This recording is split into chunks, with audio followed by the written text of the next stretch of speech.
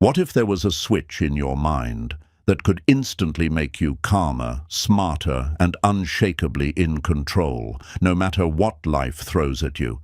This isn't about IQ. It's not about talent. It's about emotional intelligence, the real secret weapon of powerful people. In this audiobook, you'll learn how to rewire your brain, manage your emotions, and read others like a map without losing your peace.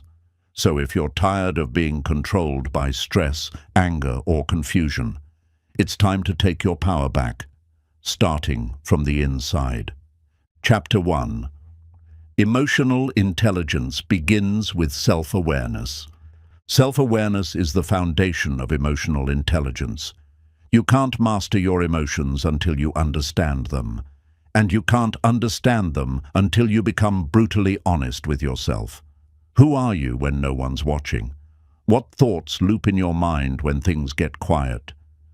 Most people run from these questions, but the emotionally intelligent face them head-on, because growth starts in that awareness. Your emotions are messengers, not enemies. When you feel anger, it's revealing a boundary. When you feel anxiety, it's pointing to something unresolved. Most people try to numb their emotions, but emotionally intelligent people listen. They use emotions as signals, not shackles. Self-awareness gives you power because it puts you in the position to observe, instead of be overwhelmed. Before you can lead others, you must lead yourself. That starts with noticing your patterns. How do you respond when you're under pressure? What habits show up when you're uncomfortable? If you never pause to reflect, you'll repeat those reactions on autopilot. Self-awareness interrupts the cycle. It turns reaction into reflection and reflection into growth. We're all wired with emotional habits. Some learned from family, some built from trauma. But if you never question them, they run your life. Emotional intelligence means looking at those programs and asking, is this still serving me? Most of the time it isn't. That's why awareness is step one. You can't change what you won't admit is there. You don't need to have it all figured out, but you do need to observe. Start with your triggers. What makes you shut down? What makes you explode? What makes you feel insecure? These are clues. Self-awareness isn't about judgment. It's about clarity. The more clearly you see yourself, the more freedom you gain over how you show up. Silence is your greatest tool. It gives space for your true thoughts to rise. Most people distract themselves so they don't have to feel, but the emotionally intelligent sit with it. Not forever, just long enough to understand. Because once you understand what's going on inside, you no longer fear it. You manage it. You grow from it. Self-awareness also means owning your flaws without shame. Everyone has blind spots. Everyone has emotional triggers. The difference between a reactive person and a powerful one is this: one denies them, the other studies them. The moment you begin studying your emotions instead of hiding from them, you become unshakable. The truth is, you are not your emotions. You experience them, but they are not your identity. Self-awareness creates that space. It gives you just enough pause to say, this isn't who I am. This is just what I'm feeling right now. And in that moment, you reclaim your power to respond differently. So today, stop blaming and start observing. Look in the mirror without flinching. Ask hard questions. Journal your emotional patterns. Track your reactions. Because emotional intelligence isn't built in one big moment. It's built in hundreds of tiny ones where you choose to notice instead of ignore. Chapter 2.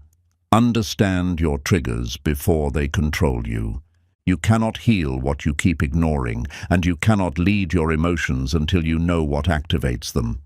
Triggers are like silent switches, small things that flip your entire mood, your tone, your behavior, but they aren't the enemy. They are signals. When something triggers you, it's showing you where your work still lives. Not in blame, in awareness. Most people react without knowing why. One comment, one rejection, one inconvenience, and suddenly they're spiraling. That's not weakness, that's unawareness. The moment you name your trigger, you begin to separate from it. It no longer owns you. You now have a moment of choice, and in that moment, growth becomes possible. Triggers often come from past pain. A voice that sounds like an old wound, a tone that reminds you of childhood, a situation that mirrors an old failure. The emotionally intelligent don't just react. They pause and ask, why did that hit me so hard? That question is the doorway to liberation. Understanding your triggers doesn't mean you avoid life. It means you navigate life with emotional strategy. You no longer walk around waiting to be offended, insulted, or abandoned. Instead, you walk around aware, grounded, prepared, and able to shift direction when needed.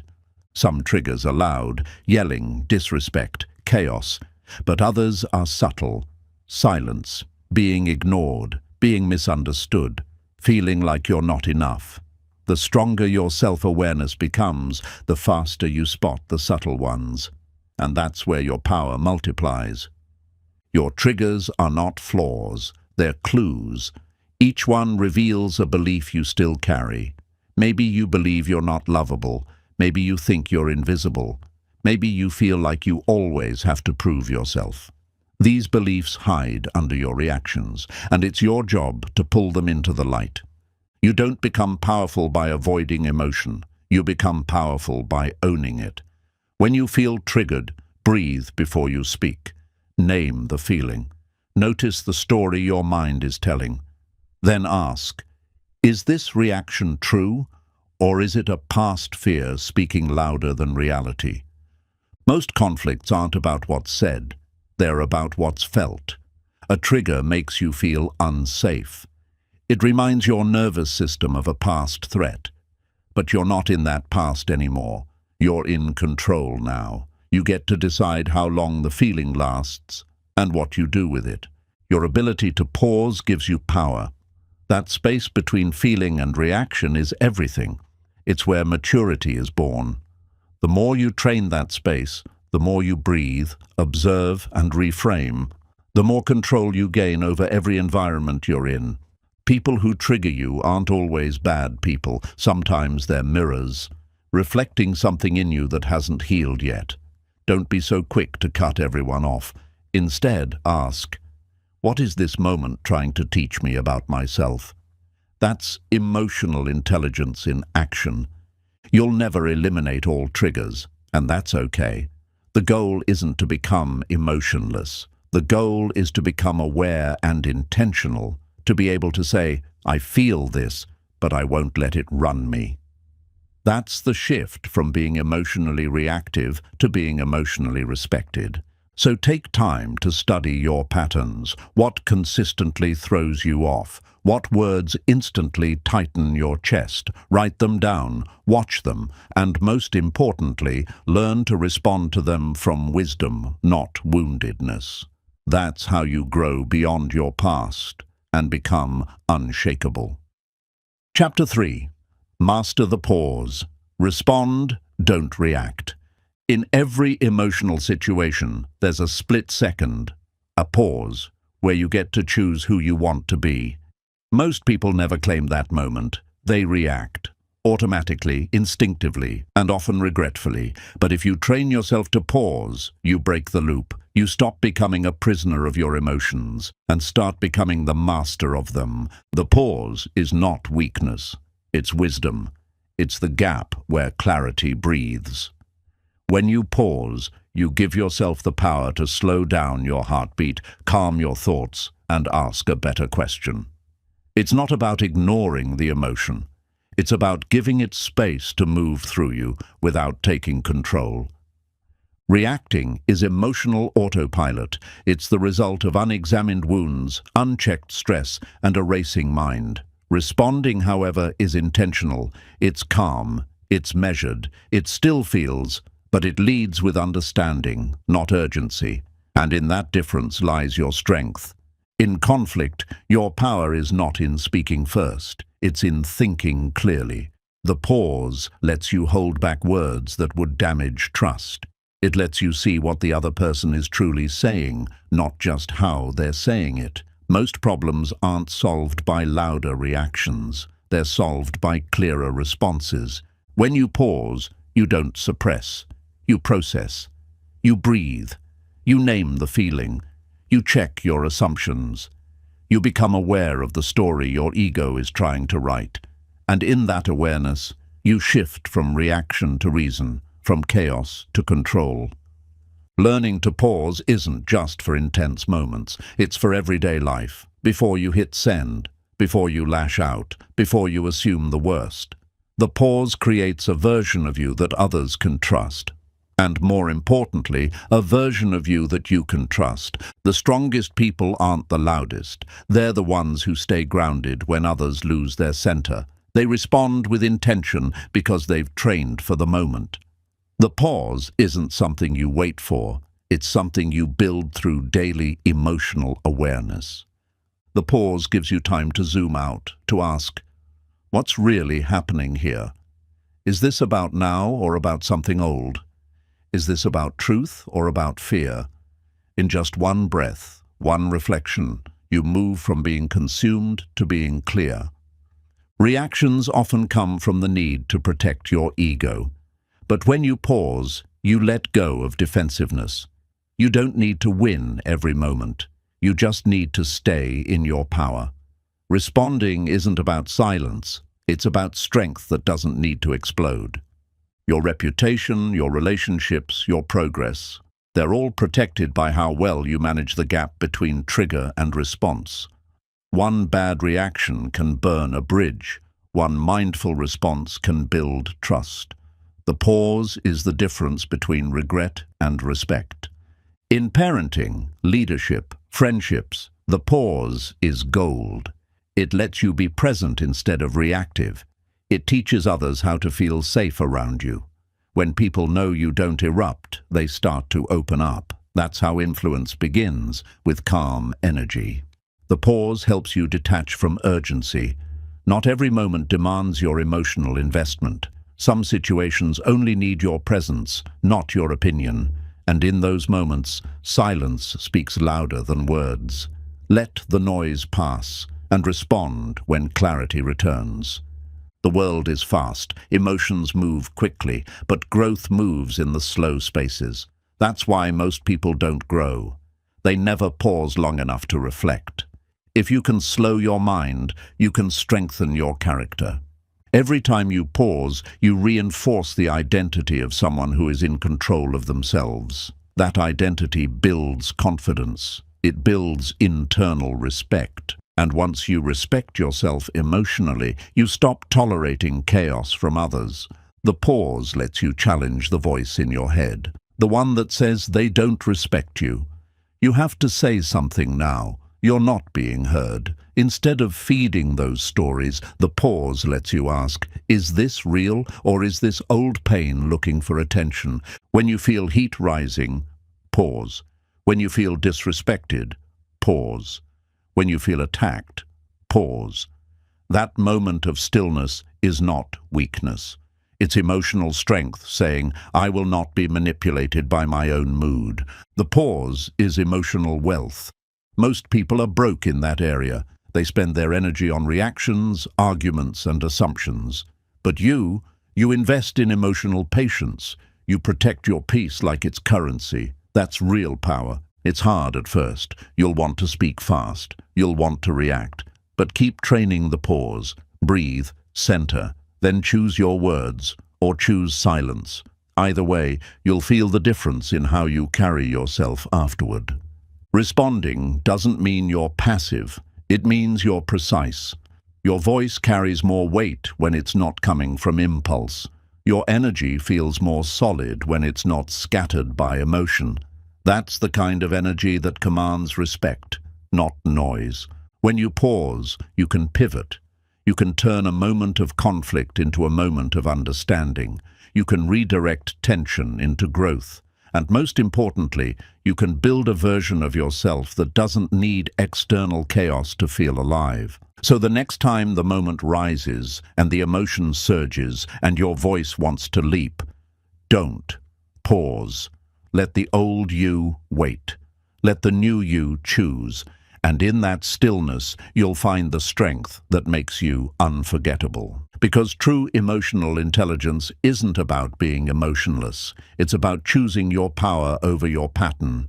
And the pause is where that choice begins. Chapter 4. Rewire your thoughts with conscious language. Words don't just describe your reality, they create it. Every sentence you speak is a reflection of how you think, and every thought you repeat becomes part of your identity. If you want to change your life, you must first change your language, because your words aren't just sound, they're signals, programming your mind every time you speak. The way you talk to yourself in silence is louder than any conversation you'll have with the world. When you constantly say things like, "I can't," "I always mess up," or "I'm not good enough," you're not venting. You're wiring those beliefs deeper. Conscious language begins by noticing the unconscious script you've been running on repeat. Your brain listens to everything you say, especially about yourself. If you constantly speak from limitation, your brain adjusts your behavior to match that belief. But if you start using language that affirms strength, growth, and clarity even before you feel it, your brain begins to rewire toward that new identity. It's not about lying to yourself. It's about leading yourself, saying, "I'm learning," instead of "I'm failing, saying, "I'll figure this out," instead of "I never get this right." These small shifts in speech train your brain to find solutions instead of shutting down in self-doubt.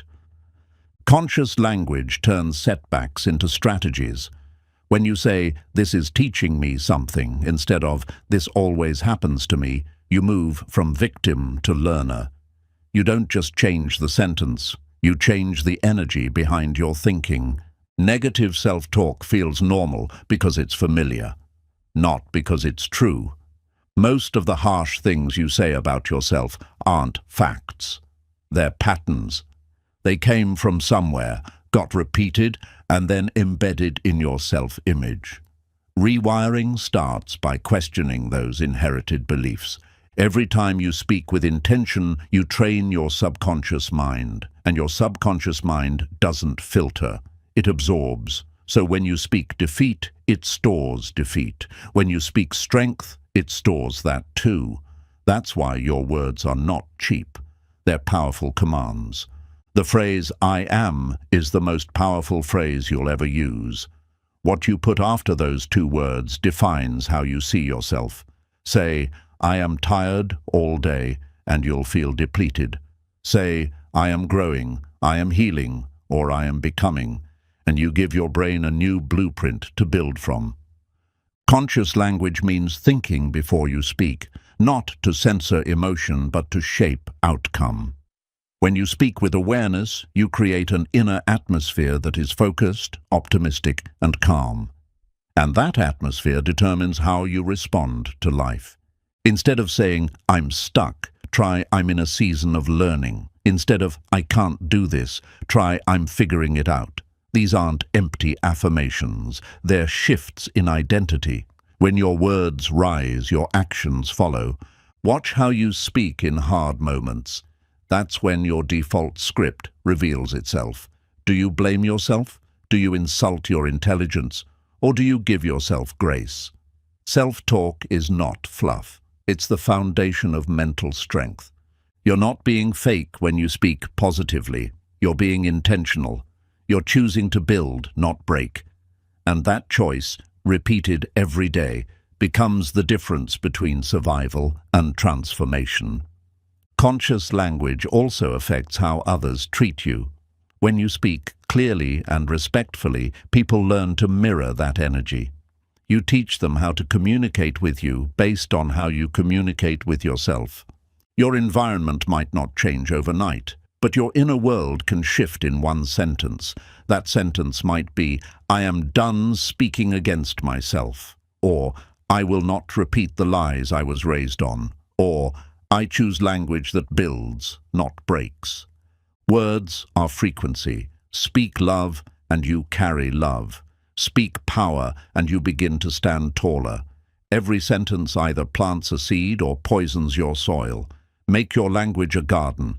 Let it grow clarity, peace, and strength. Start correcting yourself out loud. Say, "Wait, I don't want to speak like that anymore." When you catch a negative phrase, replace it with a higher one. It doesn't matter if it feels awkward. That awkwardness is the sound of you changing. Don't wait to feel confident to speak confidently. Speak like someone who's growing into confidence. Speak from where you want to go, not from where fear wants to keep you.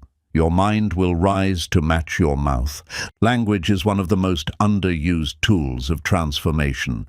You don't need to read 100 books before you shift.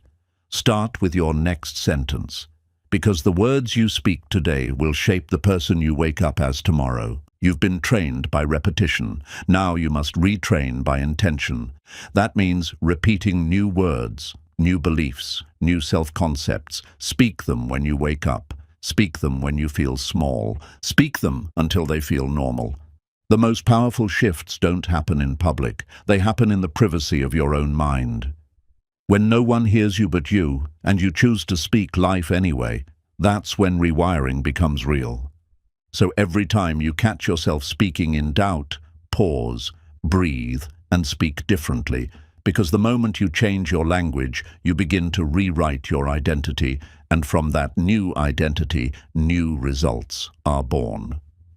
Chapter 5. How to read people's emotions accurately. Reading people isn't about guessing, it's about paying attention. Most communication isn't spoken with words, but with energy, tone, posture, and silence. When you learn to observe these signals, you unlock deeper understanding, not just of others, but of yourself. Emotional intelligence means listening beyond what's being said. Someone might say, "I'm fine," but their eyes say otherwise. Their body pulls away. Their energy shifts. Accurate reading means not just hearing words, but feeling the space between them. To read people well, slow down. Presence is your superpower. When you're fully tuned in, not thinking of your next response, not scrolling, not distracted, you notice what others miss. You feel shifts. You sense tension. You catch what's not being said. The face is a map of emotion. Micro-expressions, those tiny flashes of emotion, can't be faked. Watch the eyebrows, the corners of the mouth, the blink rate. Emotions show up in milliseconds, and when you're aware, you learn to trust those small signs. People are telling you the truth with their body. Arms crossed can signal protection. Leaning in can show interest. Foot position can reveal discomfort. Reading these cues takes practice, not perfection. The more you observe without judgment, the clearer the message becomes. Listening is more powerful than talking. When you give someone your full attention, they start to reveal themselves naturally. They drop their guard. They say more than they intended. And in that raw space, you begin to understand them, not just as a person, but as a human with depth. Empathy sharpens perception. When you imagine what someone might be feeling, even if you can't relate, you begin to connect emotionally. You don't need to solve their pain, just feel with them. That feeling gives you insight, and insight gives you clarity. People rarely say what they really mean when they're in pain. Anger might mask sadness. Sarcasm might cover fear. Withdrawal might hide overwhelm. If you respond to the surface emotion, you miss the truth. But if you look deeper, with empathy, you uncover the root. Tone is truth. The words might be polite, but the delivery tells you everything. Is there warmth? Is there sharpness? Is the voice flat, strained, or tense? Learn to trust what you hear beneath the words. That's where emotion lives. Reading people accurately doesn't mean overthinking everything. It means being still enough to feel what's real. You'll know the difference. Authentic emotion has a vibration to it. When someone speaks with pain, hope, or fear, your nervous system picks it up before your brain does. Get curious instead of judgmental. Instead of, why are they acting like that? Try, what might they be going through? That small shift in mindset opens your heart. It helps you respond with compassion instead of criticism. Eye contact speaks volumes. Too much can signal aggression. Too little can reveal fear or avoidance. Look gently, listen deeply, and know that sometimes the quietest people are the ones carrying the loudest emotions inside. Don't just read people, feel them. How does their presence affect the room? What's their energy saying? Do they seem drained, agitated, hopeful, shut down? These subtle cues are always there. Most miss them, but if you slow down, you'll see clearly. Reading emotion isn't about being right. It's about being real. It's not about having perfect intuition. It's about caring enough to notice. That care builds trust, and trust opens the door for truth to be shared voluntarily. Sometimes the loudest person is the one hiding the most. They perform, they joke, they lead, but underneath it all is something unspoken. If you learn to read the pauses, the eyes, the fatigue behind the smile, you'll understand what most people miss. Children and animals read emotion instinctively. They don't need explanations. They feel energy. Adults forget that skill. We talk too much and listen too little. But emotional intelligence is remembering how to feel what's true, not just hear what's said. When someone says they're okay and you feel they're not, trust that instinct. Gently ask more. Give space. Let silence stretch. Most people will open up if they feel safe. Your presence can be the doorway to someone else's healing. Be aware of your own emotional state, too. Sometimes we misread others because we're projecting our own stress, fear, or insecurities onto them. Clear perception starts with a clear mind. The more stable you are, the more accurately you can read others. It's not manipulation, it's connection. You're not trying to control what someone feels. You're trying to understand. That understanding builds bridges where most people build walls, and those bridges lead to better communication, deeper respect, and stronger influence. You won't always get it right. You'll misread some people, but the effort to understand still builds emotional strength. It keeps you humble, present, and human, and that humility keeps you growing. So start watching more than you speak. Listen without rushing to reply. Feel without needing to fix. Because the ability to read people accurately isn't a trick, it's a skill. And the more you use it, the more powerful and peaceful your relationships become. Reading people takes time, not talent. The more you slow down and observe patterns, the clearer emotions become. You start to notice who avoids eye contact when nervous, who over-explains when guilty, who smiles to cover sadness. These are not guesses, they're patterns revealed through awareness. People often reveal their emotions through what they avoid. If someone quickly changes topics when something painful comes up, that's not coincidence. That's self-protection. Learn to listen to what people aren't saying, and you'll understand them better than they understand themselves. Learn to watch body tempo. When someone's movements become sharp or rigid, they're often stressed. When their body language opens, they feel safe. You don't need a psychology degree to feel this. Your nervous system already knows. You just need to trust it. When someone speaks about others, they often reveal how they feel about themselves. They always mess up might mean I feel inadequate. He doesn't care might mask I feel invisible. Look underneath complaints. Often you'll find unspoken personal pain. You don't have to agree with someone to understand them. Reading emotion is not about validating every behavior. It's about seeing the root cause. When you understand where pain comes from, you stop taking reactions personally. And that understanding gives you peace. Observe how someone talks about their past. Do they smile when they speak about painful memories? Do they get quiet, defensive? The way someone handles their own story reveals what they've processed and what they've avoided. Pay attention to changes in voice pitch and speed. When people are nervous, they often speak faster or with less control. A sudden pause can indicate emotional overwhelm.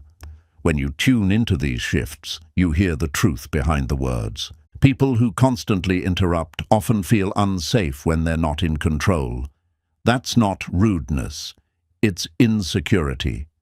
When you read their emotion, you stop reacting with frustration and start responding with patience.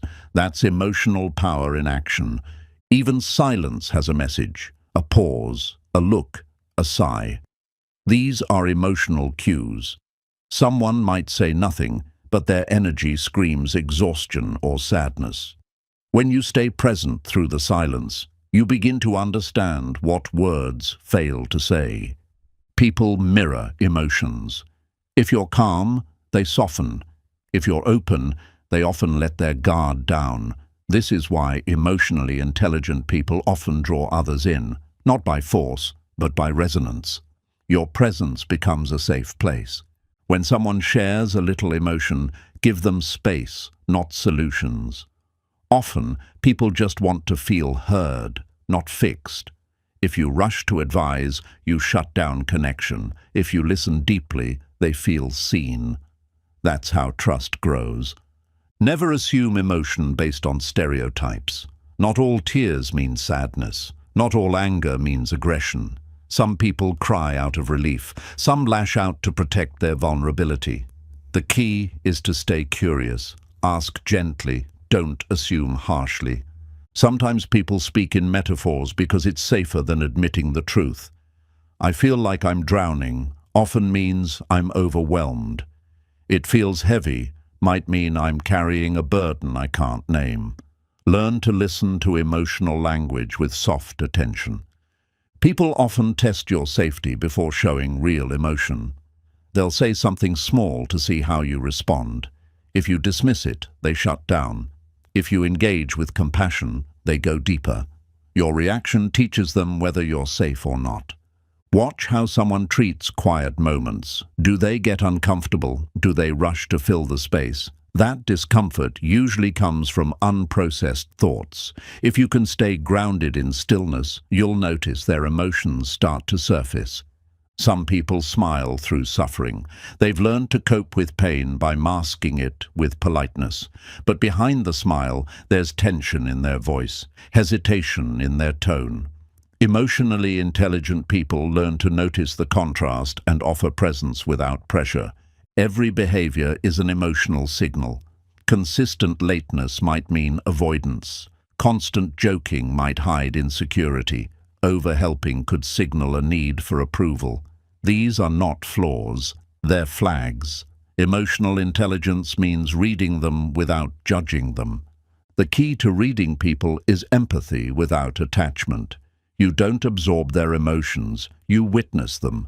That witnessing allows you to respond from clarity instead of reacting from confusion.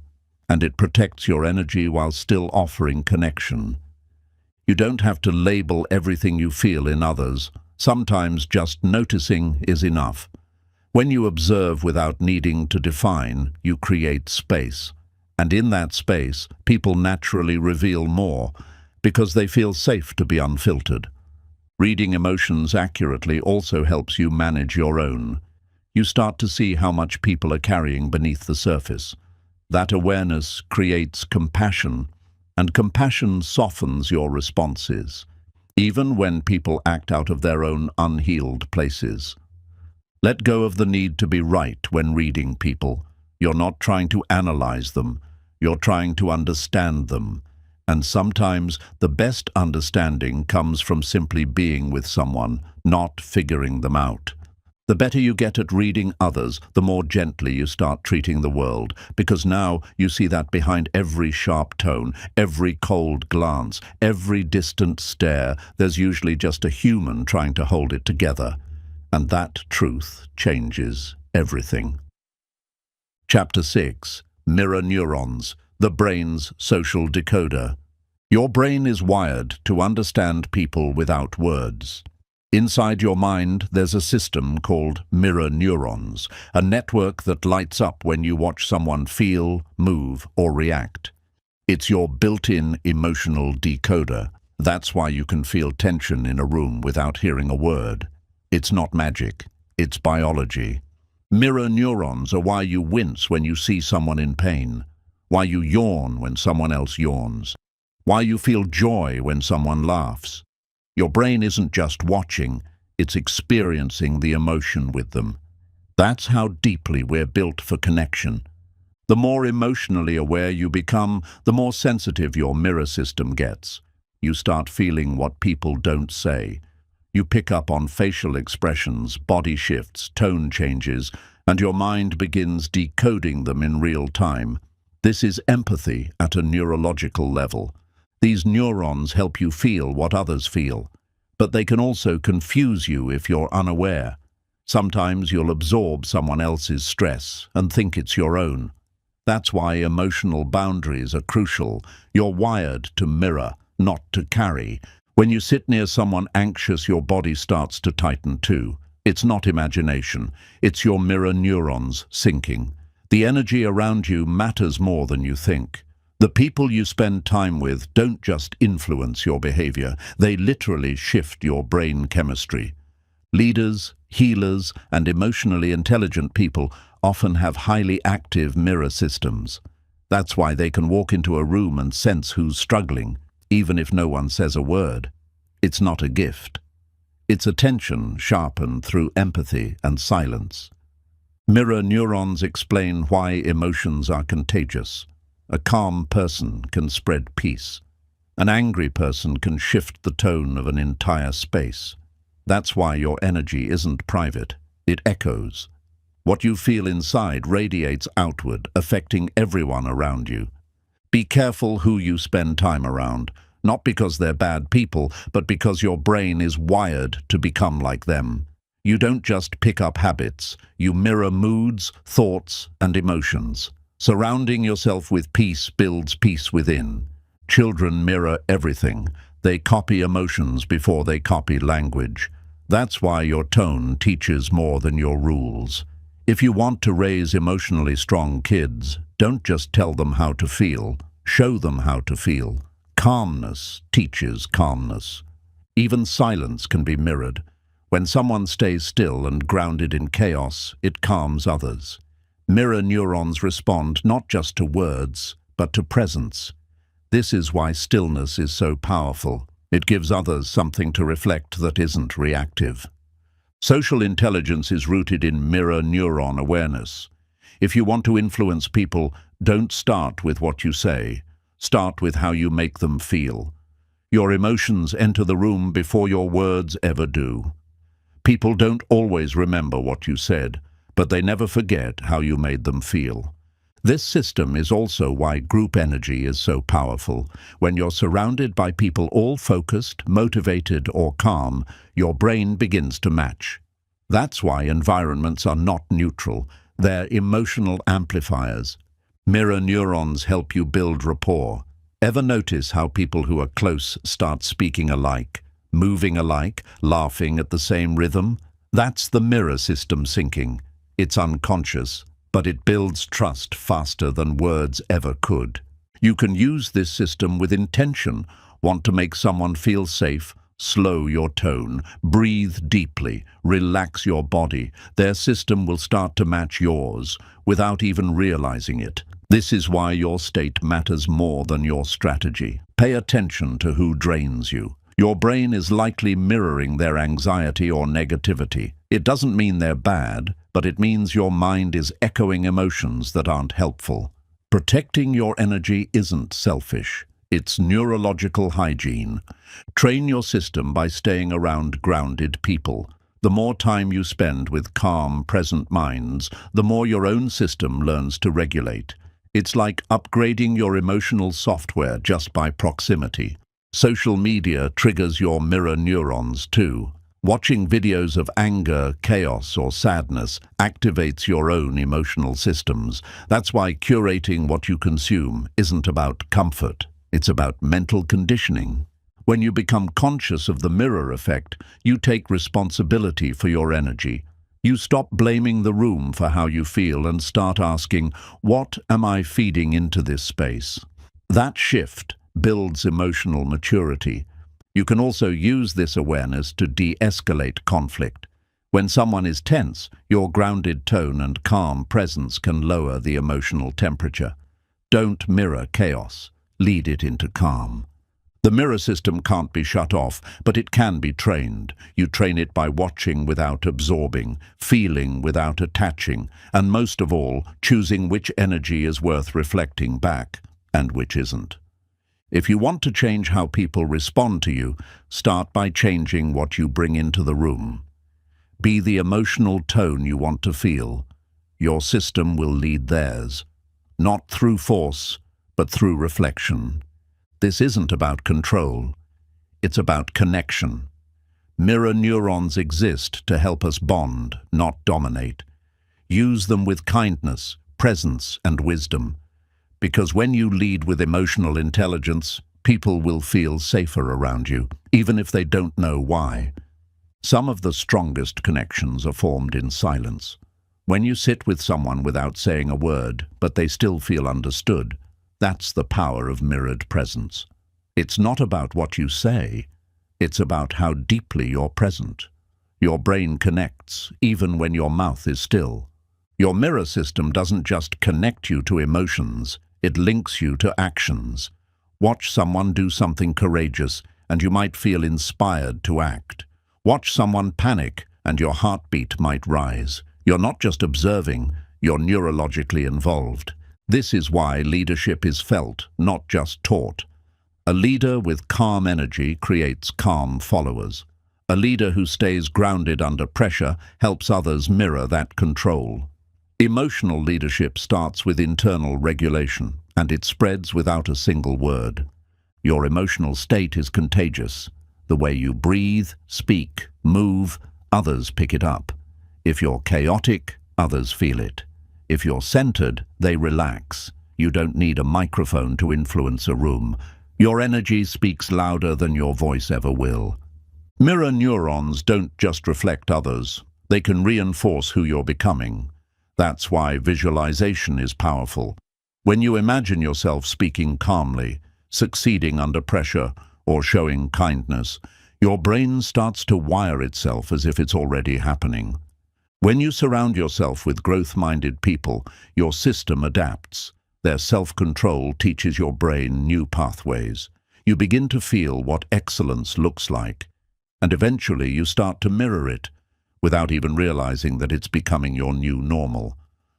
Notice how quickly tension spreads in a toxic environment. One sarcastic remark, one eye roll, one raised voice, and the whole group shifts. That's not coincidence. That's the mirror system firing. In toxic spaces, even calm people start to feel anxious. This is why it's important to protect your peace like it's your job. Your emotional system is always listening, always syncing, always adjusting. You don't need to be perfect, but you need to be intentional about what you allow around your nervous system. Kindness is mirrored, too. Smile genuinely at someone, and their brain lights up in response. Offer patience, and watch someone begin to soften. These aren't manipulations, they're emotional ripple effects. You're showing the nervous system what peace looks like. Your mirror neurons give you social intuition. You might not know why, but you can sense when someone's lying, when someone's distant, or when someone feels safe. That gut feeling isn't guesswork. It's your brain detecting emotional inconsistencies in the room. When you choose to be still in a loud moment, others notice. Your stillness becomes a mirror for self-control. It makes people wonder how you stay grounded, and that wonder turns into respect. Emotional restraint is powerful because it's so rare. Be mindful of emotional mimicry.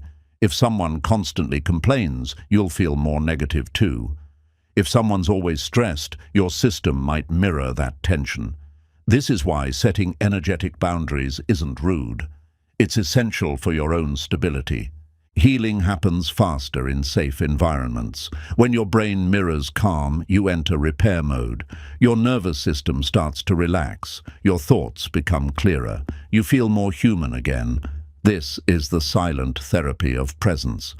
Some people walk into the room and instantly drain energy. Others walk in and raise the whole vibration. Be the second type. Speak with your presence. Make your body language match your peace. People will mirror you, not because you force them, but because it feels better. In relationships, misalignment often begins with emotional mismatch. One person mirrors fear, the other mirrors shutdown. The more aware you are of this cycle, the more you can shift it, not by fixing the other, but by changing what you reflect back. Practice emotional hygiene by pausing before you respond. Ask yourself, is this mine, or am I mirroring someone else's energy?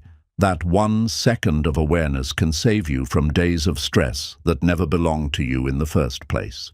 Even in digital spaces, mirror neurons respond. Watching someone cry on screen, your eyes well up. Seeing joy in a video makes you smile. It's not just content, it's connection. Be careful what you consume. You're programming your emotional mirror every day. If you've ever felt emotionally exhausted after being around someone, that's your mirror system on overdrive. You weren't just present, you were absorbing. Learn to return to your own baseline by grounding yourself after those moments. Breathe. Reset. Don't underestimate your silent power. The person who observes more than they speak often sees the most. Their mirror neurons aren't racing to react. They're tuned in to feel. That calm awareness is what makes them wise, respected, and deeply magnetic. In conflict, whoever controls their emotional mirror first wins, not in domination, but in dignity. If you can hold your center while others spiral, your mirror becomes the stabilizer. And that balance can de-escalate chaos faster than any argument. To build emotional leadership, start by managing what you reflect. Don't mirror fear when you feel it. Don't echo negativity when it shows up. Be the mirror of what you wish to receive. Your emotional posture will start shaping the world around you. At the end of the day, your mirror neurons are not just science, they're service. They remind you that we're built to feel each other, to understand each other, to grow together. Use that gift with care, use it with strength, and the reflection you create will change lives. Chapter 7. Train your mind to stay calm in chaos. Calm is not something you find, it's something you build. In a world that thrives on noise, urgency, and fear, staying calm is a form of rebellion. When everything around you is loud, the ability to stay quiet inside becomes your superpower. It's not easy, but it's possible, and it starts with training. Your brain will mirror whatever you feed it most. If you constantly feed it stress, it will normalize panic. But if you begin to introduce stillness through breath, reflection, or silence, it will start learning that calm is an option. The more you return to it, the more natural it becomes. Chaos wants your reaction. It wants you to panic, to rush, to yell, to give up your power without even realizing it. But calm is the pause that protects you. It gives you time to think, to breathe, to choose instead of explode. That's how calm becomes control. Staying calm doesn't mean you're emotionless. It means your emotions don't run the show. It means you can feel anger without becoming destructive. You can feel fear without shutting down. Calm doesn't deny emotion. It directs it with clarity. When your mind is chaotic, everything feels like an emergency. Small problems feel massive. Every delay feels personal. Every opinion feels like an attack. But when your mind is calm, you begin to see things as they are, not as your panic paints them. Training your mind starts with awareness. Notice when your thoughts speed up. Catch the moment your breath shortens. These are the signs that chaos is knocking, and your response in that moment becomes your practice. Breathe, reset, begin again. You don't wait until you're in a storm to learn how to swim. The same goes for your mind. You must train it before chaos hits. That means practicing calm in small moments, during traffic, in arguments, when plans shift. Every choice to stay grounded makes you stronger. Calm is a discipline, and like all disciplines, it requires consistency. Start your mornings with peace. End your nights in reflection. In between, take pauses. Close your eyes. Stretch your breath. You're not just calming your mind, you're reprogramming it. Some people confuse being calm with being weak, but it takes far more strength to be calm than to explode. Anyone can lose their temper, but to hold your center when your world is shaking. That's power. That's presence. That's true control. In chaos, the loudest person often has the least control. The calmest person holds the most influence. Because people trust calm, they lean into it. They follow it. If you want to lead, not just in business but in life, train your calm like a muscle. Your nervous system follows your breath. When you slow it down, your mind slows too. That's not just relaxation, that's leadership over your own biology. The breath is always with you. Use it deeply, often. Calm is just one inhale away. Even your thoughts become quieter when your body is at peace. Movement helps. Walk slowly. Sit still. Feel your feet on the ground. Anchor your attention to the present moment. In that stillness, you reclaim the space that chaos tried to steal. Train your inner voice. When things go wrong, what do you say to yourself? If it's panic, you'll freeze. If it's patience, you'll think. Replace "this is a disaster" with "I can figure this out." That one sentence changes your entire nervous system. You are not your environment. You are your response. Chaos can happen around you, but peace can still live within you. You don't have to match the energy of the room. You can set the energy. And it begins by holding your own. Mental training is like emotional weightlifting. Every time you stay calm in pressure, you strengthen your emotional core. At first it feels heavy, but with practice your recovery gets faster, your awareness gets sharper, and your control becomes automatic. Create mental anchors, a phrase, a breath, a visual cue, something that brings you back when chaos pulls you away. It could be as simple as "I'm okay" or "breathe slow." These anchors ground you in moments that would otherwise drown you. People will test your calm. Life will test your center, but those tests are your training ground. Don't resent them. Use them. Every challenge is a classroom. Every interruption is a mirror. Respond with wisdom, not impulse. That's how you win silently. Chaos is louder than calm, but not stronger. The storm might rage outside, but it doesn't have to enter you. Build a mental space that's untouchable. That space becomes your power, your peace, and your place of decision. Don't train your calm only for your own sake. Do it for those you love. Your peace becomes their peace. Your regulation teaches others how to handle emotion. Be the person your younger self needed, grounded, clear, and steady in the middle of everything. Let go of needing to control everything. Control is a trap. Calm comes not from controlling outcomes, but from trusting your ability to respond well, no matter what happens. That trust is built one moment at a time, one breath at a time. Your peace is not weak, it is earned. You've battled storms, survived chaos, and kept going when your mind wanted to quit. That calm you carry, it's sacred. Don't let the noise of the world steal what you fought so hard to build. The more chaos you've survived, the more peace you learn to protect. There's wisdom in staying calm, not because you're passive, but because you know what it costs to let emotion run wild. You've lived through enough storms to know calm is earned, not inherited. Don't wait for life to calm down. Learn to stay calm within it. There will always be traffic, setbacks, misunderstandings, and surprises. That's life. But your mind doesn't have to spiral with it. Calm isn't the absence of conflict. It's the control you keep in the middle of it. Resilience is built in small moments, when you don't snap back, when you breathe before you speak, when you hold your tongue, not out of fear, but out of strength. That's how your calm sharpens, moment by moment, reaction by reaction. Your calm protects your future. One panicked decision can derail years of progress, but one calm choice, one pause in the middle of pressure, can save relationships, preserve reputations, and keep your goals on track. Calmness is a form of long-term thinking. You don't have to feel calm to act calmly. Sometimes the most powerful move is to steady your voice, even when your heart races.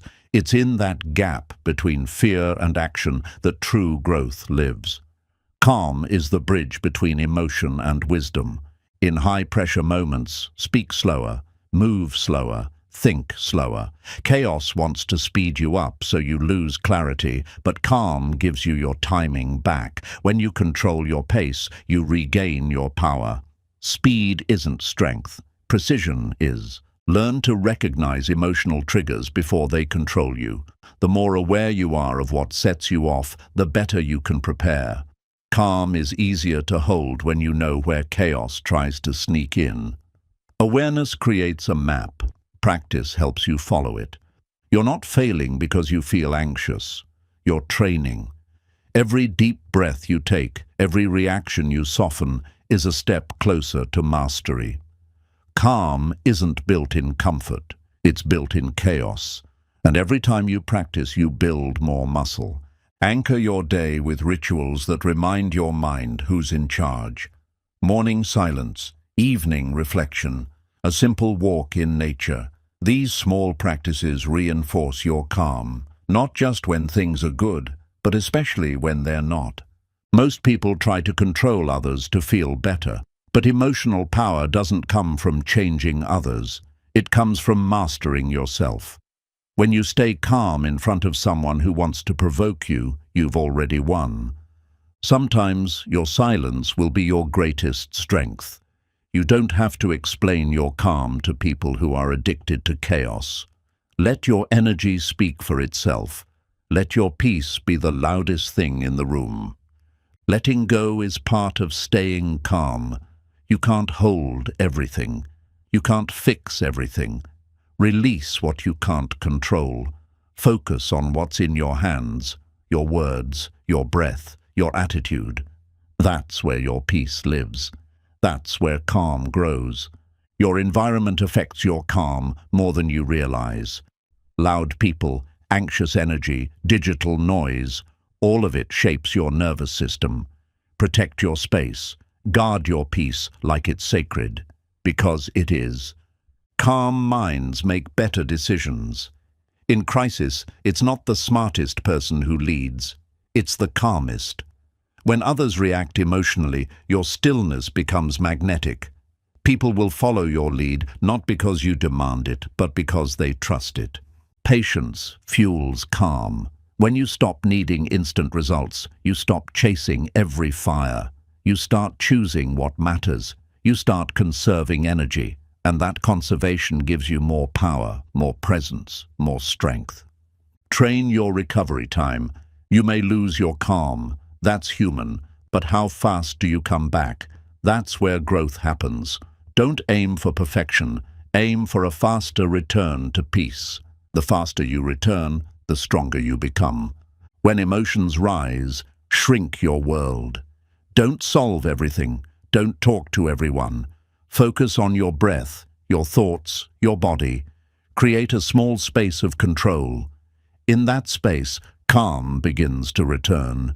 You don't need to have all the answers. You just need the clarity to ask the right questions. Calm minds ask better questions, and better questions lead to better choices. Let your questions be shaped by reflection, not reaction.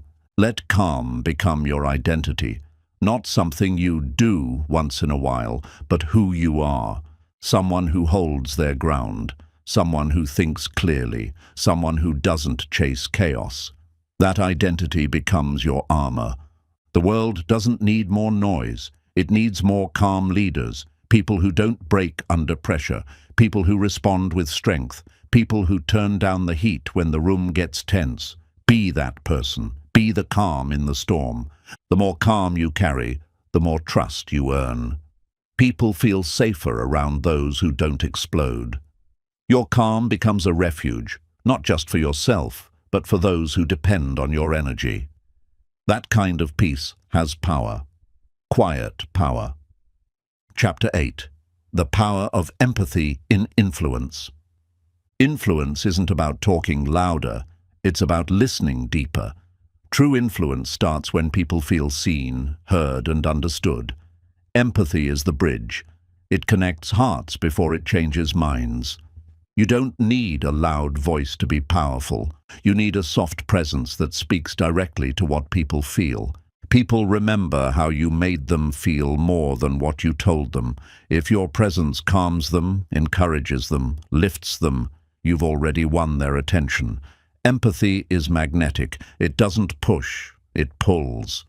It draws people in because it feels safe. Influence built on empathy lasts longer than influence built on fear. Fear may get a reaction, but empathy gets loyalty. When people feel emotionally supported, they naturally trust your leadership.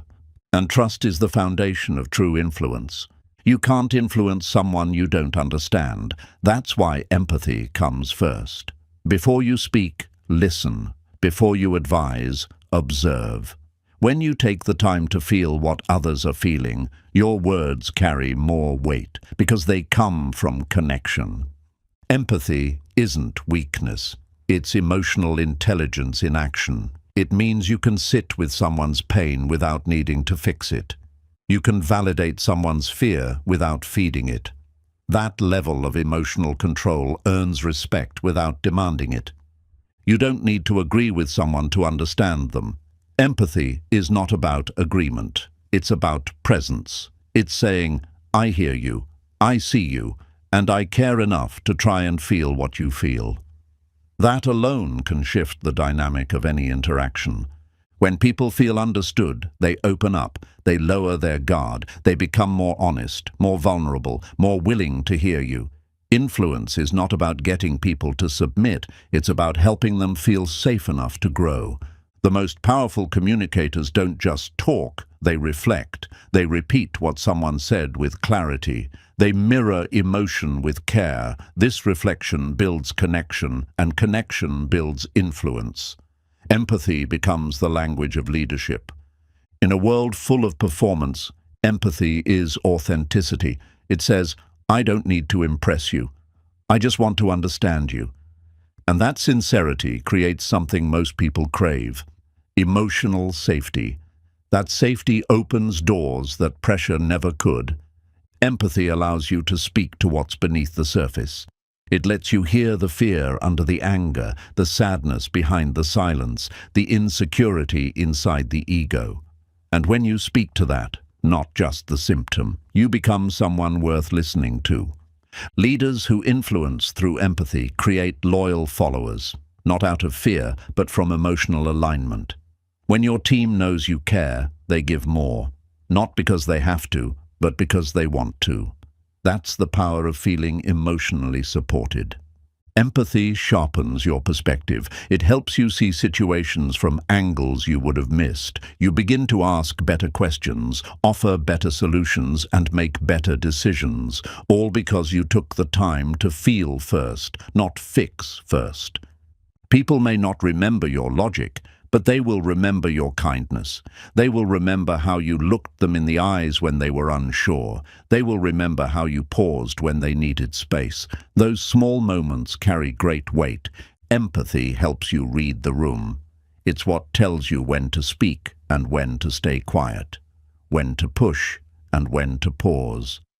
That awareness, that sensitivity, makes your communication not just effective, but impactful.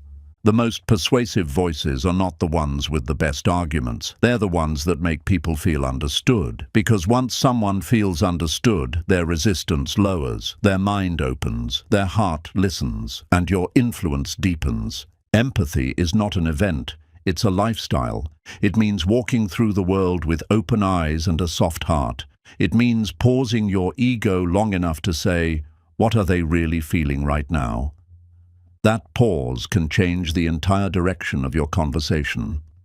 In difficult conversations, empathy is your shield. It protects you from reacting defensively. It helps you stay grounded when others spiral. You respond with insight, not emotion. You protect your peace. And in doing so, you protect your influence. When you speak with empathy, your words don't just land, they linger. They echo in the heart long after the conversation ends. That's because empathy touches something logic can't. The human need to feel seen. You don't need to have the right answer to influence someone. Sometimes the most influential thing you can say is, "I understand," or "That must be hard." These simple phrases carry emotional weight that no fact sheet ever could. Empathy is a silent teacher. When people experience it from you, they begin to offer it to others. You don't just influence the person in front of you. You influence everyone they interact with after. Your calm becomes contagious. Your care becomes culture. Train your empathy like a skill. Practice listening without fixing.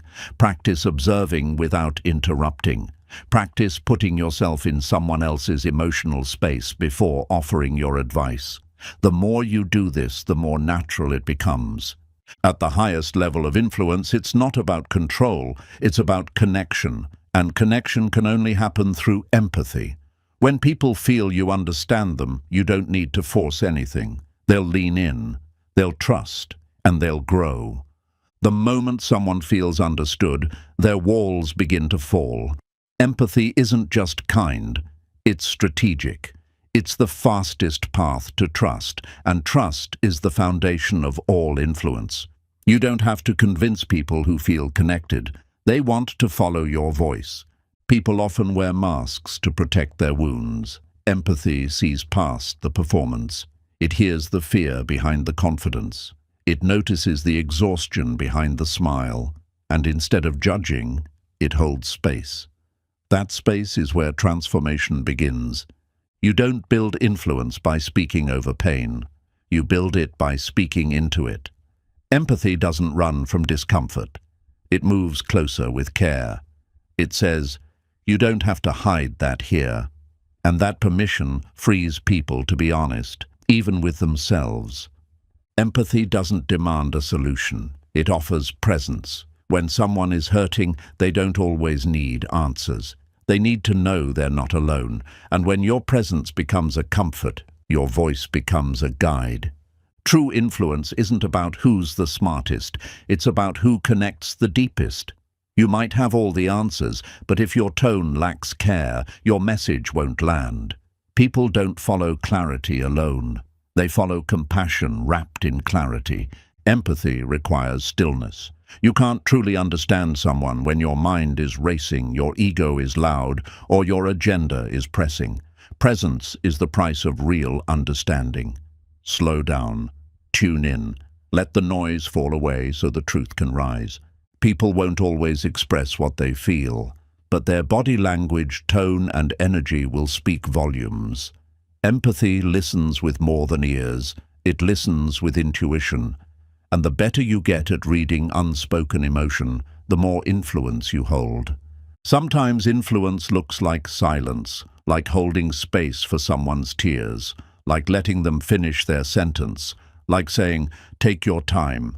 That patience tells people, "You matter here," and that sense of mattering is what creates loyalty. Empathy is how you speak to people's reality. Logic says what should be. Empathy says, "I know how it really feels." When you reflect someone's lived experience back to them, they feel seen. And when people feel seen, they're more open to what's next. In high-stress environments, empathy is a stabilizer. When tensions rise, the empathetic voice grounds the room. It doesn't escalate, it de-escalates. That calm spreads, that care disarms. And before long, influence is flowing where conflict once ruled. You don't have to feel what someone feels to offer empathy. You just have to care enough to ask, "What's this like for you?" That question alone breaks down barriers. Because in a world that moves fast and talks loud, genuine curiosity is rare. and deeply powerful. Empathy reminds us we're human first, before the roles, before the goals, before the titles. And when you speak to the human in someone, not just the employee, partner, or peer, you unlock a connection that lasts beyond performance. You can lead without dominating. You can inspire without shouting. That's what empathy teaches. Influence doesn't have to be loud to be strong. Sometimes the quietest voice in the room is the one everyone leans toward, because it carries emotional truth. Don't underestimate the value of emotional validation. Saying, "that makes sense," or "that would hurt anyone," isn't just polite. It's healing. It helps people feel sane in their struggle, and that emotional grounding builds influence faster than persuasion ever will. In conflict, empathy builds bridges. Instead of "you're wrong," it says, "I understand how you see it." That doesn't mean you agree, it means you value their lens. And when people feel valued, they soften. That softening makes solutions possible. The more you practice empathy, the more intuitive it becomes. You start noticing patterns.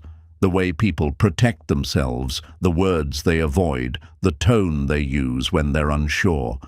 This insight helps you speak more directly to what matters. Empathy gives your words weight. When someone knows you get it, even hard truths land more gently. You can challenge someone without shaming them. You can correct without crushing, because empathy makes truth easier to receive. Influence without empathy becomes manipulation, but influence with empathy becomes mentorship. You're not pulling people.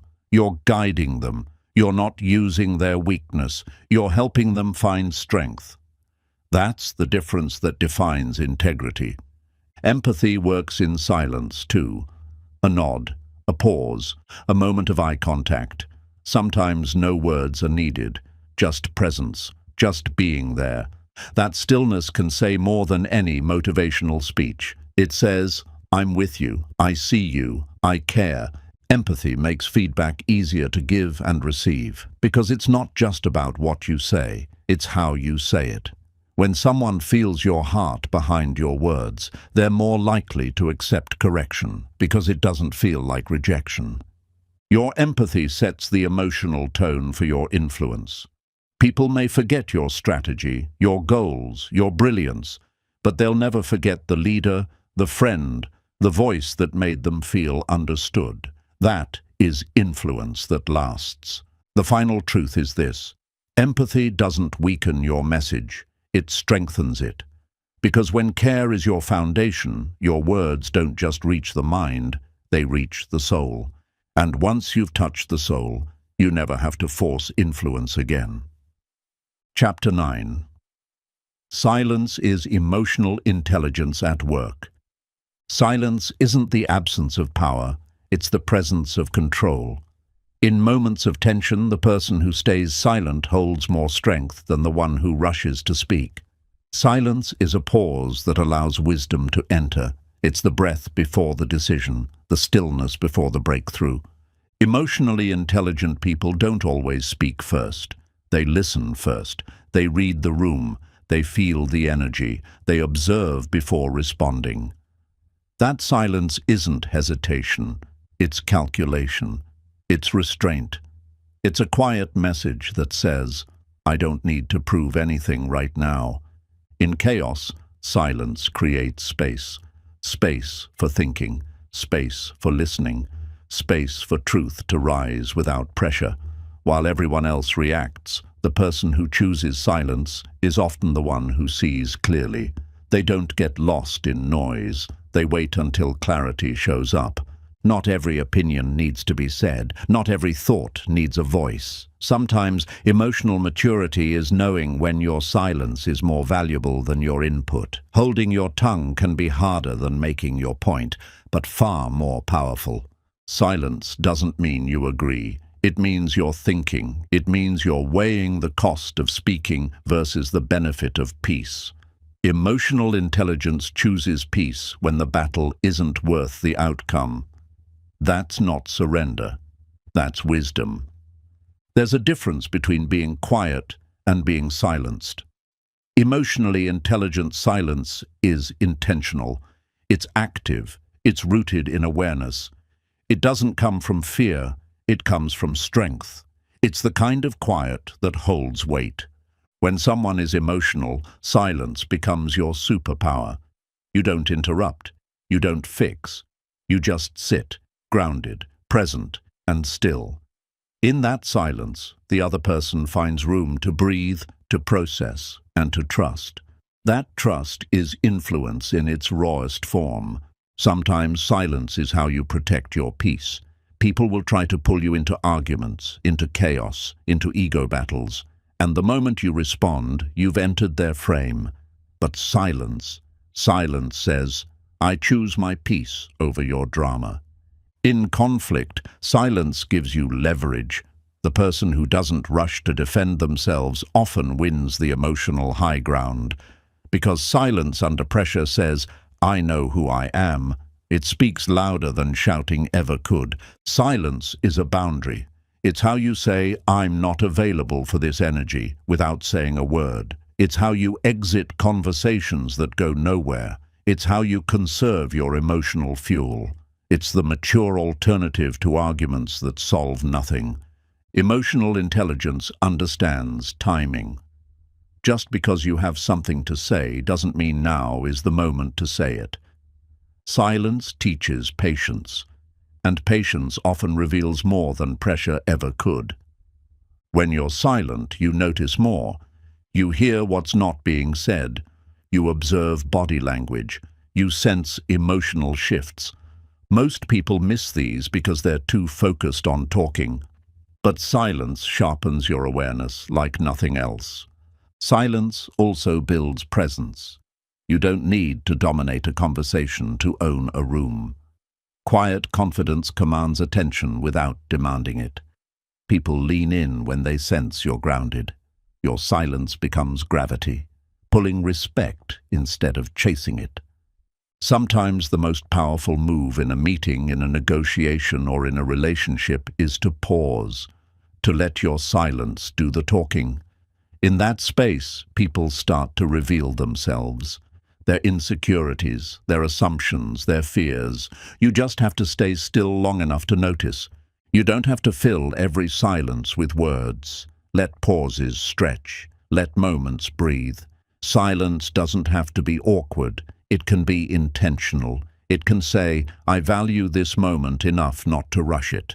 In leadership, silence is often misunderstood. People think great leaders must always speak, always motivate, always explain. But sometimes the best thing a leader can do is listen deeply, quietly, and allow others to rise in the space that silence provides. In relationships, silence teaches self-control. When emotions rise, you pause.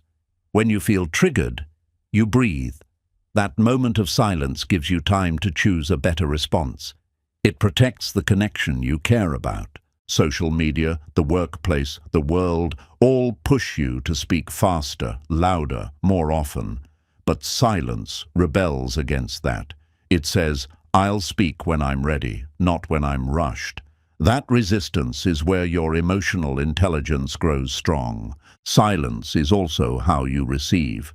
You can't hear wisdom if you're always talking. You can't feel peace if you're always reacting.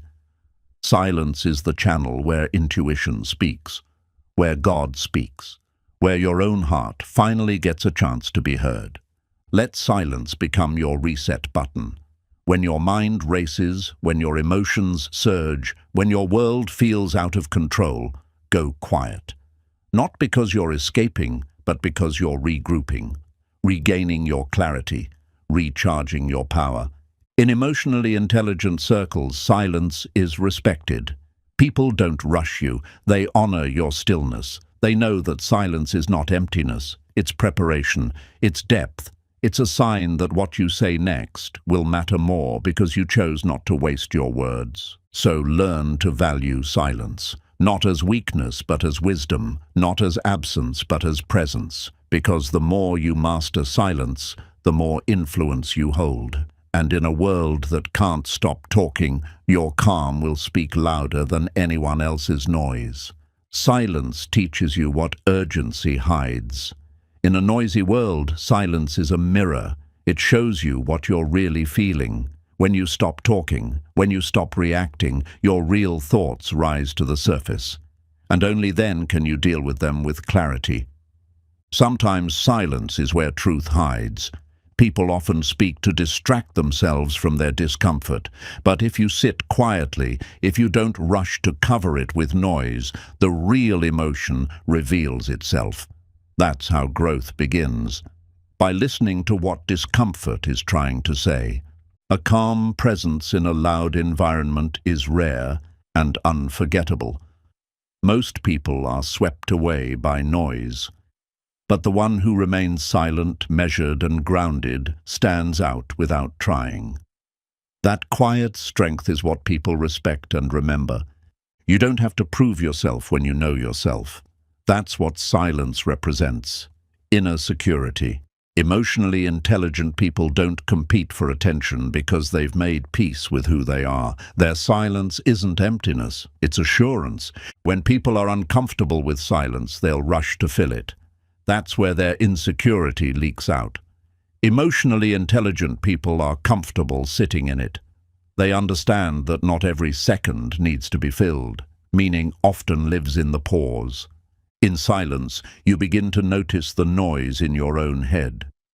Thoughts you ignored, feelings you buried, stories you've been repeating. But instead of running from them, emotionally intelligent people welcome the stillness, because in silence healing starts. Silence trains patience. When you don't interrupt a moment, when you let someone finish, let a situation unfold, let a thought breathe, you build a deeper type of presence.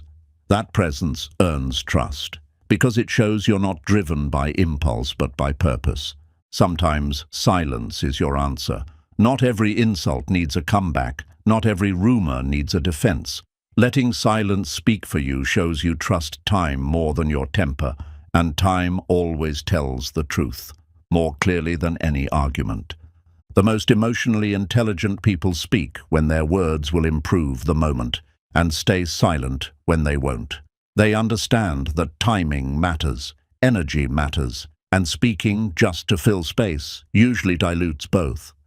Silence also allows others to speak. When you pause, when you resist the urge to interrupt, you open space for others to reveal more. People often say the most important things when there's a gap. Let the gap exist. Let the truth rise in it. The more you practice intentional silence, the more your energy becomes calming to others. People will seek you out, not for your answers, but for your atmosphere. Because in your presence, they feel centered. That's influence you don't have to advertise. Silence is the stage for your intuition. You can't hear your gut if your mind is always racing. But in quiet, real quiet, you start to feel what's right. You begin to know without knowing why. That's wisdom beyond logic, and it's only found in stillness. Every emotionally intelligent person knows silence doesn't mean nothing is happening. It means something deeper is happening. Alignment, clarity, observation, recalibration. Silence is the soil where insight grows.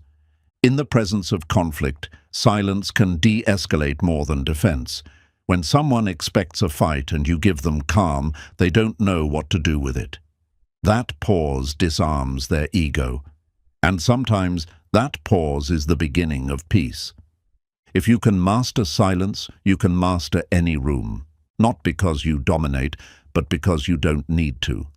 You let your awareness lead. You let your calm radiate.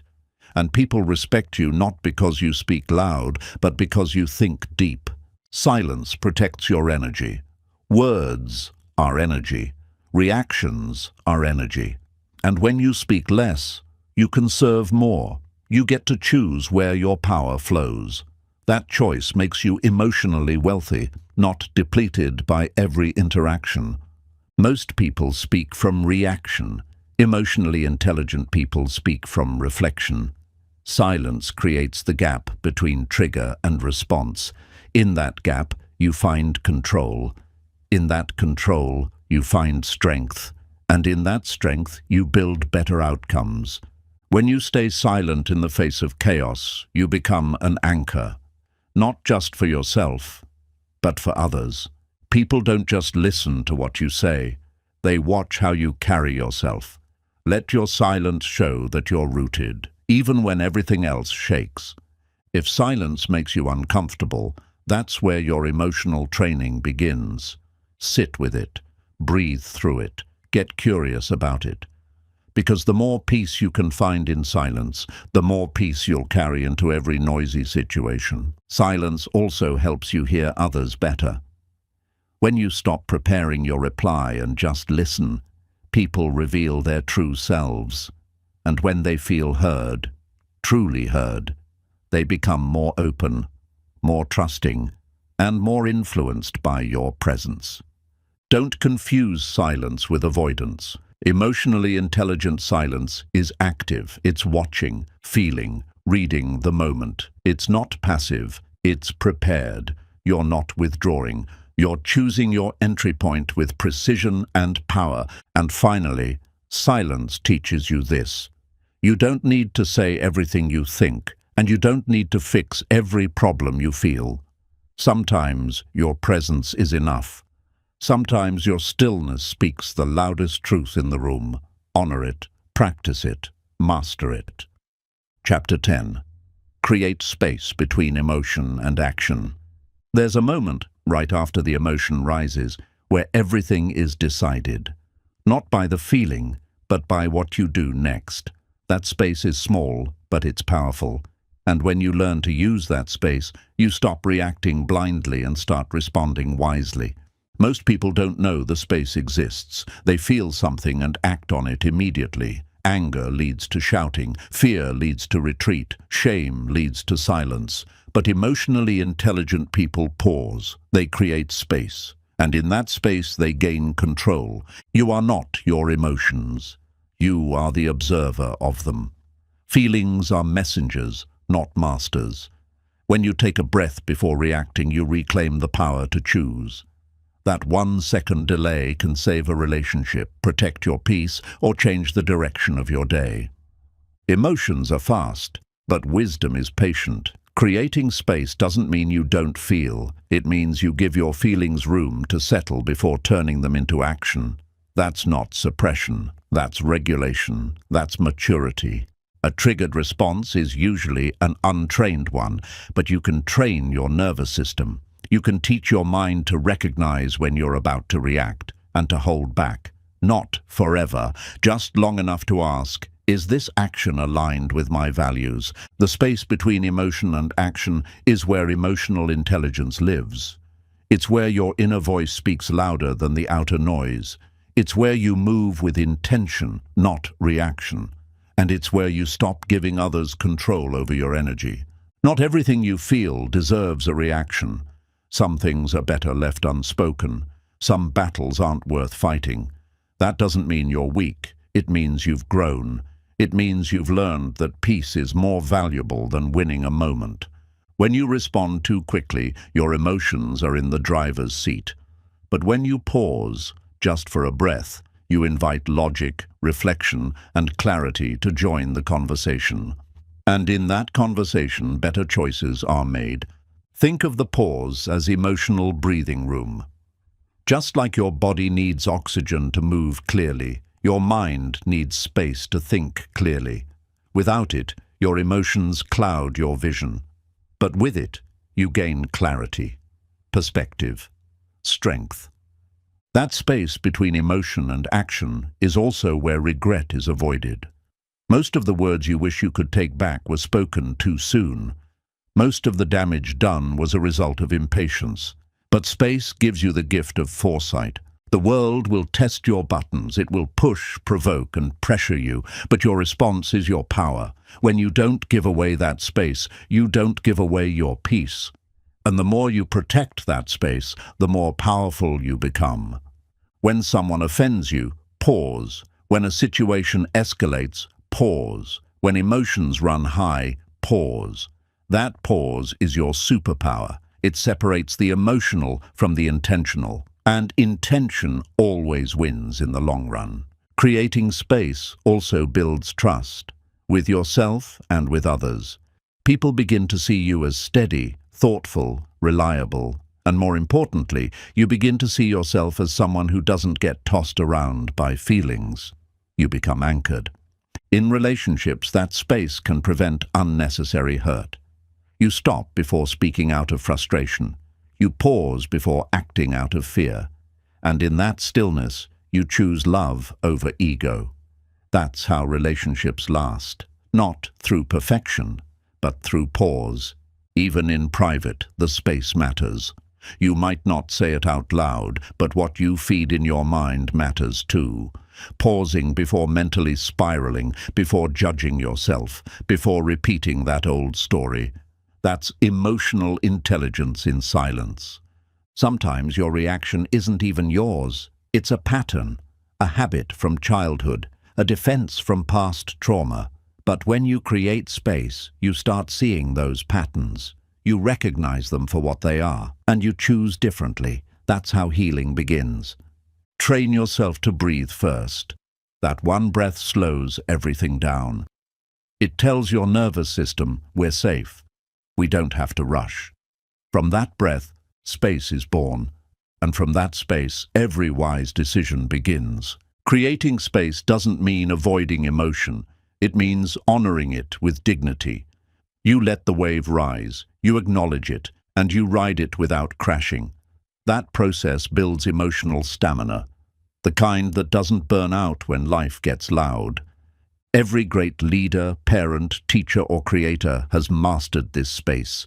It's what allows them to remain calm in crisis, to speak when others can't, to see what others miss. That space is not empty. It's full of awareness, full of strength.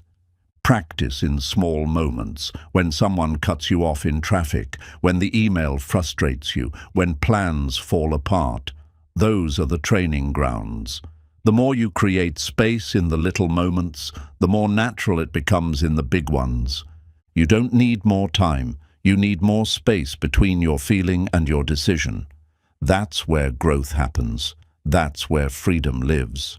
And that's how you stop being a slave to every mood and start becoming a master of your mindset. Emotions are natural, but actions are chosen. The space between the two is your greatest power. Protect it, practice it, build it like a muscle. Because in that sacred pause, you don't just find peace, you find the version of you that you've been trying to become. When you give yourself space, you stop acting from impulse and start leading from wisdom. Impulses are loud, emotional, and short-sighted. Wisdom is quiet, grounded, and long-range. One pause can be the difference between reaction and realization. Space allows your higher self to speak. That version of you that knows what really matters, your future, your peace, your growth, needs a quiet moment to rise. Without space, the noise of emotion drowns it out. But in stillness, your best self finds its voice. The stronger your emotions, the more space you need. When the emotion is loud, your silence must be louder, not to suppress what you feel, but to protect your next move. Because once action is taken, you can't take it back. Space guards your future from your past patterns. You've been taught to be quick, fast decisions, instant replies, immediate reactions. But emotional intelligence isn't about speed, it's about substance. Slow is not weak. Slow is strategic. It gives you time to align action with intention. Creating space makes you harder to manipulate. When people can't push your buttons, they can't control your choices. The more you pause, the more you realize who's pulling your strings, and the more you reclaim your power. There's a version of you that exists beyond the trigger, a version that's not offended, not reactive, not insecure. But you can only reach that version when you delay the reaction. In that gap, you see clearly, not from emotion, but from elevation. Pause doesn't mean passive. You're not avoiding, you're observing. You're not weak, you're watching.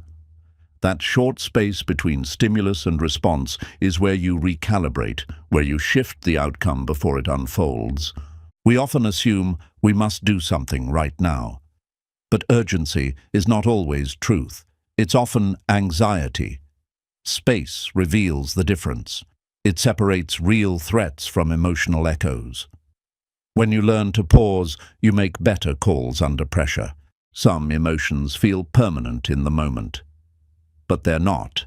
Anger fades. Sadness shifts. Frustration lifts. Don't build actions on temporary states. Space gives time for emotion to settle, so your choices come from who you are, not what you feel. When you respond from space, your words carry more weight. They're not just noise, they're intentional. People trust you more because you don't rush to speak. You're selective, measured, and grounded. That's rare, and rare gets respected. You teach others how to treat you by how you respond. If you react emotionally to every challenge, they'll use that. But if you create space and respond with strength, you raise the standard. That boundary becomes your reputation. Creating space is also about respect for yourself and others. You respect your energy enough not to waste it. You respect the moment enough to approach it with care. And that respect often de-escalates what would have turned into unnecessary drama. In parenting, leadership, or relationships, your calm is the thermostat. When you react, the room heats up. But when you create space, you regulate the whole environment. That's power, not through force, but through emotional presence. People who create space build emotional endurance. They don't get exhausted by every mood swing. They don't crash from every trigger. They've trained for it. Their pause becomes their shield, and their shield becomes their peace. You may not always have the right words, but you always have the option to pause. You always have the power to take one breath, 1 second, one heartbeat before responding. That single pause can stop a storm before it starts. Space doesn't disconnect you from feeling. It helps you honor it without becoming it. You can feel anger without being consumed by it. You can feel sadness without collapsing. The pause lets you hold emotion without letting it hold you. Your space inspires others. When people see you stay calm, wait, and choose wisely, it models what's possible. Your silence teaches. Your restraint influences. Your example becomes leadership without you having to say a word. Sometimes the best thing you can say is nothing, for now. Not forever. Just until your heart catches up with your mind. In that pause, you protect your integrity. You hold your standard, and your peace stays intact. People may try to rush you into reactions, but your pause breaks the cycle. It shows that you answer to your inner values, not external pressure. That's what makes your presence magnetic. You move from principle, not panic. In conflict, space invites clarity. Instead of reacting to defend your ego, you step back to understand the dynamic. You ask, what's really happening here? And that clarity gives you leverage, not to dominate, but to direct. Your space is your reset. When life gets chaotic, step back, breathe, reground. Your pause is not a step back, it's a step inward, and from that inward stillness you can come back stronger, clearer, and more in control. Every powerful person has one thing in common. They don't react to everything. They create space. They protect their emotional energy. They pause, reflect, and respond with purpose. And that's what makes them unshakable in a world full of noise. Chapter 11. Practice mental reframing every day. Your mind doesn't see facts, it sees interpretations. And the way you frame those interpretations becomes your reality. Mental reframing is the art of shifting your perspective, not to escape the truth, but to empower how you engage with it. It's not denial, it's direction. What happens to you is important, but what you tell yourself about what happens is even more powerful. Two people can go through the same challenge, but one crumbles while the other rises. Why? Because one sees defeat and the other sees development. Reframing doesn't change the event. It changes your relationship to it. You don't control the storm, but you can control whether you see it as punishment or preparation. This shift in meaning transforms emotional weight into wisdom.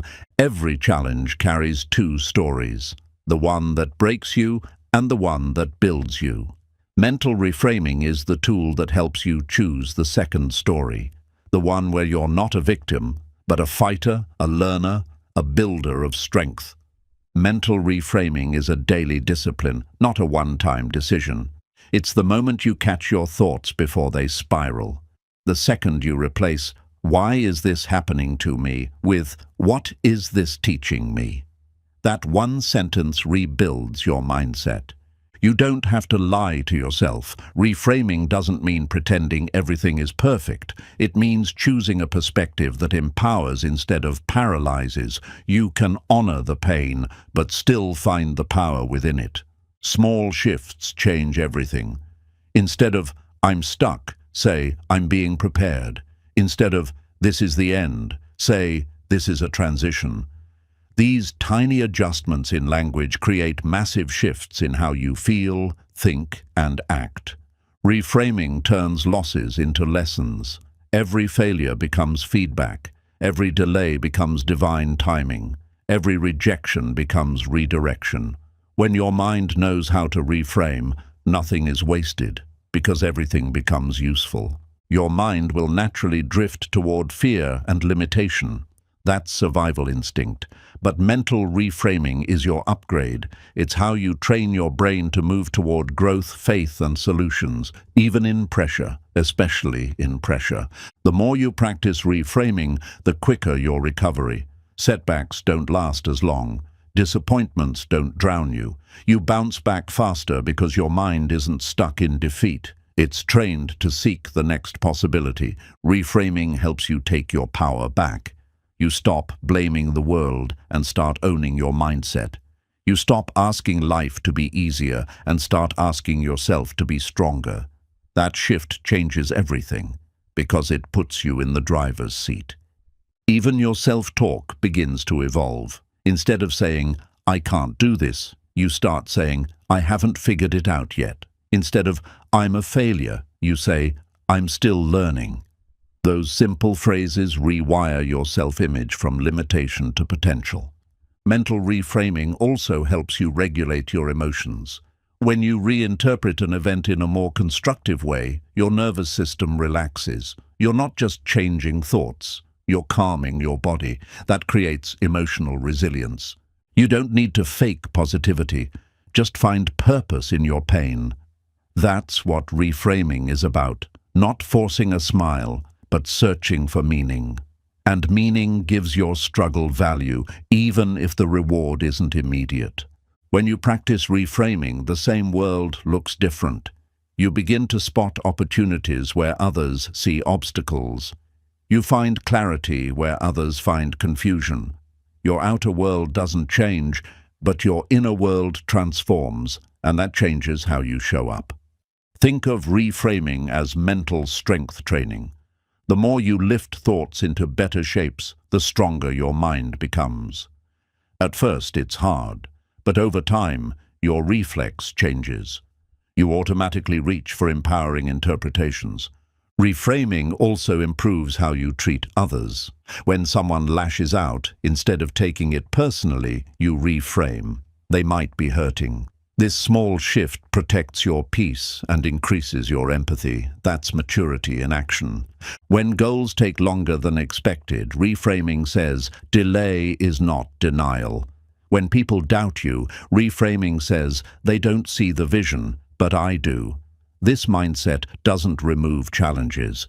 It just stops them from owning you. Reframing doesn't always feel good in the moment, but it pays off long term. Choosing a better perspective takes effort. It takes honesty, but it gives you clarity, control, and confidence when others are falling apart. Even on your hardest days, reframing keeps you afloat. It's the whisper that says, You're not finished. The reminder that says, this is shaping something inside you. That voice might be quiet, but it keeps you moving when everything else tells you to quit. Teach your mind to ask better questions. Instead of, why me? Ask, what can I learn? Instead of, this is too much, ask, who am I becoming through this? Questions direct your focus, and focus directs your future. The way you talk to yourself during hard moments will decide how long you stay stuck. Reframing turns moments of pain into pivots of power. You don't have to wait for life to get easier. You just have to train your mind to get stronger, one thought at a time. Mental reframing trains your brain to stop chasing what's broken and start focusing on what can be built. Instead of obsessing over what went wrong, you start asking, what can I create now? That shift is the beginning of all forward motion. You don't erase your past by reframing it, you reclaim it. You take moments that once caused shame or regret, and you extract lessons, meaning, and strength. It doesn't mean what happened was good. It means you refused to let it define you. Reframing isn't toxic positivity. It's powerful realism. It's saying, this is hard. But hard doesn't mean hopeless. It's acknowledging struggle while still believing in a better direction. That mental balance creates endurance, not delusion. Your thoughts shape your feelings, and your feelings shape your behavior. So when you reframe your thoughts, you change your entire emotional atmosphere. A better story leads to better energy, and that energy leads to better action. You can't always control how life hits you, but you can control how you label the hit. Is this failure or feedback? Is this rejection or redirection? The words you use create the lens you live through. Reframe your words, reframe your world. When you reframe, you don't pretend pain doesn't exist. You give it a purpose. You say, this pain will push me towards strength.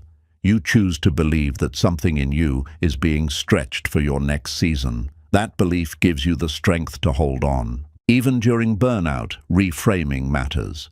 You might think I'm exhausted, but reframing says, I've been giving my all. Now it's time to rest and recalibrate. That gentle shift turns guilt into self-care, and that mindset heals you faster.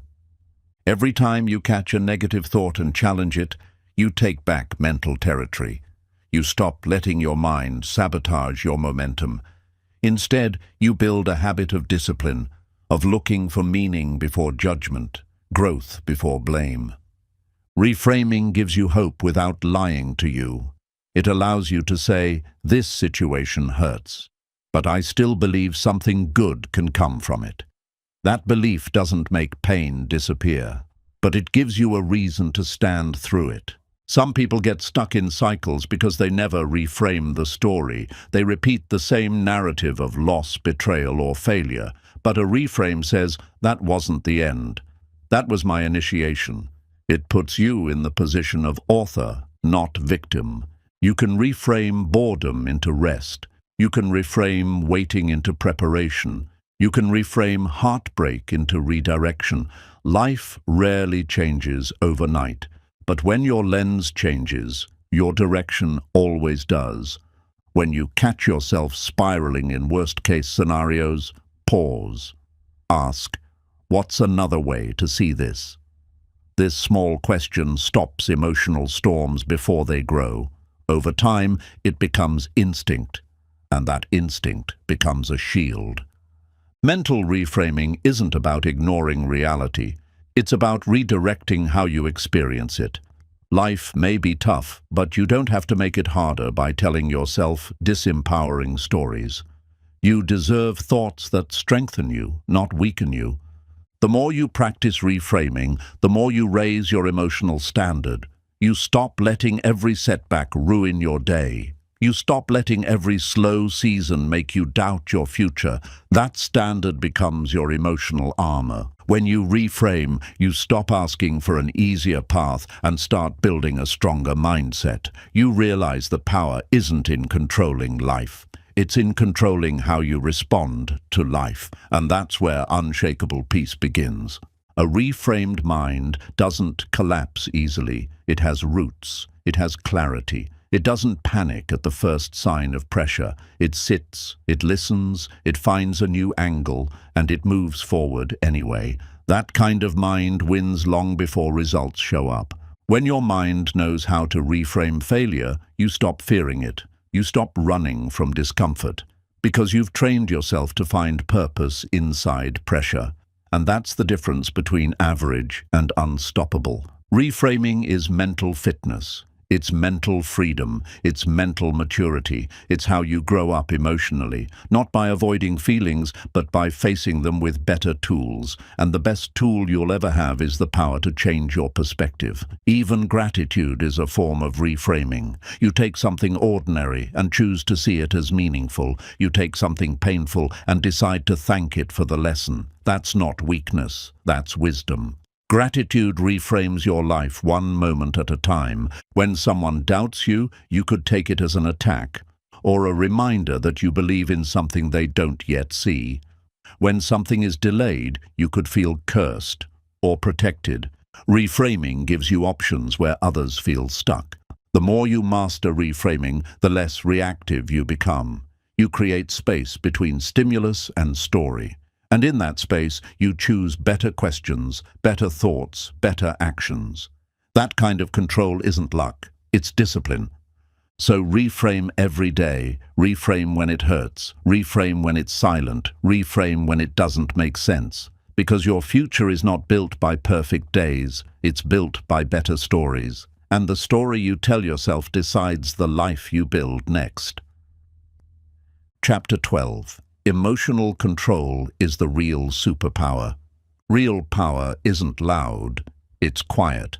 It's not explosive, it's measured. Emotional control is the superpower that separates those who react from those who rise. It's the strength to sit with your feelings without letting them decide your behavior. When you control your emotions, you control your energy. And when you control your energy, you control your outcome. The strongest people in the room aren't the ones who shout. They're the ones who choose when, how, and if they speak at all. Emotional control doesn't mean you don't feel. It means you know how to feel without falling apart. It means you give space to emotion, but you don't let it make your decisions. That's not repression. That's leadership over your own life. Most people are emotional puppets, pulled by fear, anger, envy, or insecurity. But the person with emotional control is untouchable. You can't manipulate them. You can't shake them. They choose their response, and that makes them unshakable. Anger is natural. So is fear. So is doubt. But when those emotions own your actions, they own your results. Emotional control is about feeling fully, then acting wisely. That space between the two is where transformation lives. You can't lead others until you learn to lead yourself. And emotional control is self-leadership in motion. It's the discipline to pause when triggered, to stay calm under pressure, and to speak from purpose, not panic. You're not weak for feeling deeply, but you're powerful when you can rise above the wave instead of drowning in it. Emotional control means you ride the storm without letting it pull you under. You feel it. You face it. Then you choose better. Emotional control gives you clarity. When you're reactive, your vision gets foggy. You misinterpret tone, exaggerate problems, and miss better solutions. But when you're calm, you see clearly. You listen better. You think sharper. You lead stronger. Your mood shouldn't run your life. Discipline does. And the highest form of discipline is emotional regulation, not letting a temporary emotion create a permanent decision. That kind of restraint builds lasting results. The people who win long-term aren't the ones with the best circumstances. They're the ones with the best control. They fall apart less, recover faster, stay grounded when others spiral. They've trained themselves not to be owned by emotion. Emotional control keeps you consistent. Even when you're tired, triggered, or doubted, you still show up, still train, still execute, because your actions are led by your principles, not your temporary feelings. You don't need to suppress your feelings, just learn to understand them before acting on them. Emotional control isn't cold, it's conscious. It's knowing what you feel, why you feel it, and choosing how to channel it into strength. People will try to provoke you. Life will throw curveballs. But your power lies in your non-reaction. When you don't flinch, don't chase, don't crumble, you build a reputation for strength. That kind of presence is impossible to fake. When you lose control of your emotions, you lose control of the moment. You say things you regret. You make decisions you can't undo. Emotional control protects your integrity, especially in the heat of pressure. You don't need to respond to every insult. You don't need to prove your point in every argument. Sometimes emotional control is choosing silence over chaos, peace over pride. That's how you win without fighting battles that don't deserve your energy. When you control your emotions, people trust you more. In relationships, in leadership, in business, emotional steadiness builds safety, and safety builds influence. No one follows someone who's always unstable, but they'll follow the one who stays grounded. Every time you stay calm in a storm, you build inner armor. You prove to yourself that you're not fragile, that you're not your worst moment, that you can hold power without needing to explode. That quiet confidence makes you unstoppable. Mastering your emotions isn't about pretending. It's about owning. You own your anger by managing it. You own your fear by facing it. You own your sadness by letting it move through, not run over, your actions. Reactions are habits. Emotional control breaks the cycle. It interrupts the instant reply and replaces it with conscious pause. That pause might be small, a second, a breath, but inside it you find wisdom, strength, and dignity.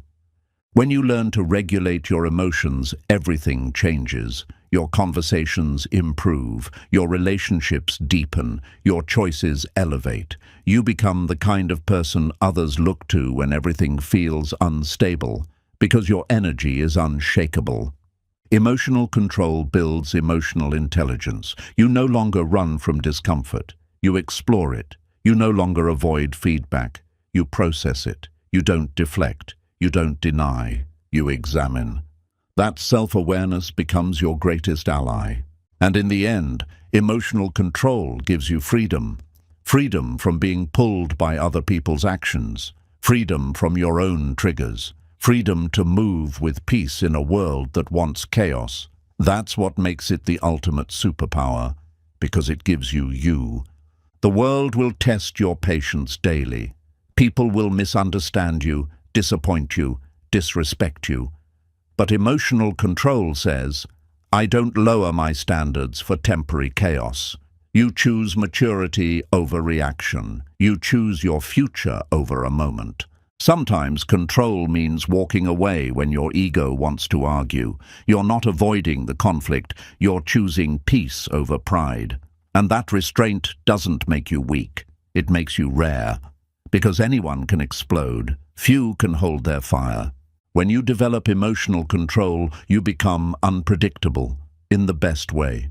People can't push your buttons anymore. They can't count on your anger, your panic, or your breakdown. That makes you powerful because your peace becomes your protection. Life doesn't stop throwing curveballs, but emotional control means you stop swinging at everyone. You don't waste your energy on things that don't deserve your attention. You become more selective, more focused, more powerful. You were never meant to be ruled by emotions. You were meant to understand them, to use them as data, not dictators. Emotional control is the filter between the feeling and the final decision. And the stronger the filter, the smarter the move. Control isn't about holding in, it's about holding steady. You feel the wave, but you don't let it crash into your decisions. You feel the tension, but you don't let it explode into regret. You hold the line, and that line protects your future. There's strength in calm, not fake calm, not forced calm, but the calm that comes from knowing you're in charge of your inner world. That kind of calm can walk into any room, hear any insult, face any storm, and still speak with clarity. When you let emotions control your mouth, you damage things you care about. You say words you don't mean. You make choices you can't take back. But when you pause, when you own the moment, your silence becomes more powerful than any reaction. Think of emotional control like emotional armor. It doesn't block the pain. It helps you carry it with dignity. It doesn't mean you're numb. It means you're trained. And the more you train, the more unstoppable you become. The world honors loudness, but the most powerful people are quiet inside. Their stillness is louder than chaos. Their calm redirects tension. Their emotional control becomes a refuge, a standard, a signal that not everything deserves a reaction.